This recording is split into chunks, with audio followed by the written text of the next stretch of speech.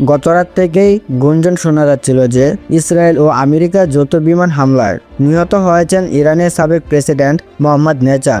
তবে এই খবরকে ভিত্তিহীন বলে উড়িয়ে দিয়েছেন তার এক ঘনিষ্ঠ উপদেষ্টা। ইরানের সাবেক প্রেসিডেন্ট মোহাম্মদ নেচার সুস্থ ও নিরাপদ আছেন বলে জানিয়েছেন তার ঘনিষ্ঠ এই উপদেষ্টা।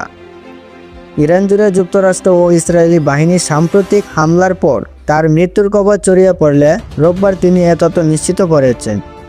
উপদেষ্টা আরও জানান, তিনি মোহাম্মদ নেজাদের সঙ্গে যোগাযোগ করেছেন এবং তিনি সম্পূর্ণ ভালো আছেন।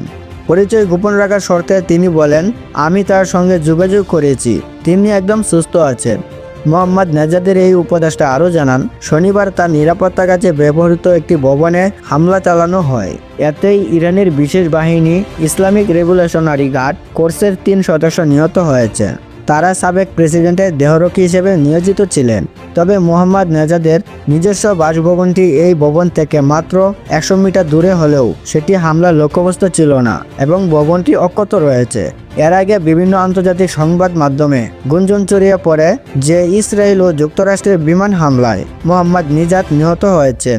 উল্লেখ্য, তিনি 2005 সাল থেকে 2013 সাল পর্যন্ত ইরানের প্রেসিডেন্টের দায়িত্ব পালন করেছিলেন। তো বন্ধুরা, পরবর্তী আপডেটের জন্য এসএল ইতিহাস স্টোরি এর সঙ্গেই থাকুন। ধন্যবাদ।